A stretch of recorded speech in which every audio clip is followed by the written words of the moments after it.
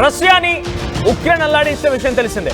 సుమారుగా 4,300 కిలోమీటర్ల లోపలికి రష్యా లోపలికి భూభాగంలోకి చొచ్చుకు వచ్చి ఉక్రెయిన్ డ్రోన్లతో దాడులు చేసింది. ఏకంగా 5 స్థావరాలను ఎంచుకుంది. 5 ప్రధానమైనటువంటి ఎయిర్ బేస్లు ఎంచుకొని 41 యుద్ధ విమానాలని పూర్తిగా నిలమట్టం చేసేసింది. డ్రోన్ల సహాయంతో వాటిని కూడా కుప్పకూల్చేసింది.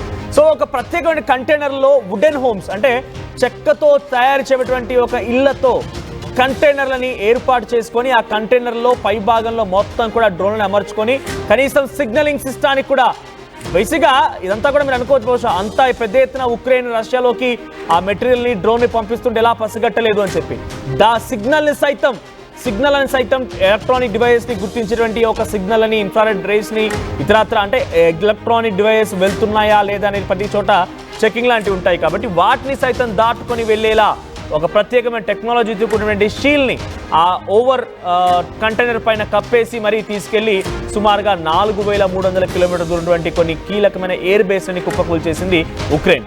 రష్యా పైన పెద్ద ఎత్తున దాడులకు తెరలేపి 41 ఎయిర్ బేస్ని కుప్పకూల్చేసింది.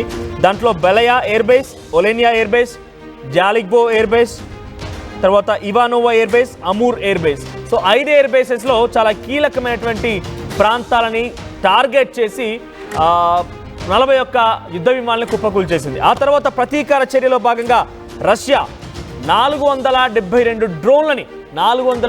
డ్రోన్లని రష్యా ఉక్రెయిన్ పైన ప్రయోగించింది. సో దీనికి ఇప్పుడు తిరిగి ఉక్రెయిన్ కూడా బ్రిటన్ సహాయం కోరింది. ఈ నేపథ్యంలోనే బ్రిటన్ నుంచి ఉక్రెయిన్కి సుమారుగా 1,00,000 డ్రోన్లు రాబోతున్నాయట.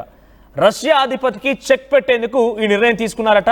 అయితే రష్యా చాలా ఆర్మ్స్ పరంగా చాలా పెద్ద దేశం, పెద్ద ఎత్తున టెక్నాలజీతో కూడిన దేశం, ఆర్మ్స్ పరంగా వార్ ఎక్విప్మెంట్ పరంగా చాలా పెద్ద దేశం. కాబట్టి ఉక్రెయిన్ 3 ఏళ్ల యుద్ధంలో ఇది మొదటిసారి రష్యా ఇంత పెద్ద ఎత్తున ఉక్రెయిన్ పైన దాడులకు తెరలేపడం అనేది. మరి అక్కడ ఎటువంటి విధ్వంసం జరిగింది, ఎటువంటి ఘోర పరాజయాన్ని ఉక్రెయిన్ చవి చూసింది, ఎటువంటి డ్యామేజ్ జరిగింది అనేది ఇంకా అధికారికంగా రష్యా కానీ ఉక్రెయిన్ కానీ ప్రకటించలేదు. ఎందుకంటే కేవలం 12 మంది ఆర్మీ జవాన్లు అయితే మరణించారన్నట్టుగా ఉక్రెయిన్ చెప్తోంది. మరి అంతకు మించి ఎటువంటి సినారీ నెలకొందనేది ఎందుకంటే క్లారిటీ లేదు. ఎందుకంటే 472 డ్రోన్లు ప్రయోగించడం అంటే చిన్న విషయం ఏం కాదు.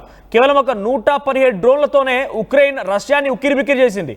41 యుద్ధ విమానాలను పూర్తిగా కుప్పకూల్చేసింది. అటువంటిది 472 డ్రోన్లని రష్యా ఉక్రెయిన్ పైన ప్రయోగించిందంటే దాని ప్రభావం ఎంత ఉండుంటుంది? మినిమం దీనికి కనీసం 10 రెట్లు ఉండదా? కానీ దాని అధికారికంగా మాత్రం ఇంకా ఉక్రెయిన్ కానీ రష్యా కానీ ప్రకటన చేయలేకపోతోంది. ఇప్పుడు రష్యా కూడా ఎంత పర్టికులర్గా మేము ఈ డ్రోన్ల ప్రయోగం ద్వారా ప్రతీకార దాడి ద్వారా ఇంత విధ్వంసాన్ని సృష్టించగలిగాం, అక్కడ ప్రముఖమైనటువంటి ఎయిర్ బేస్ను కుప్పగూల్చగలిగామని చెప్పలేకపోయింది.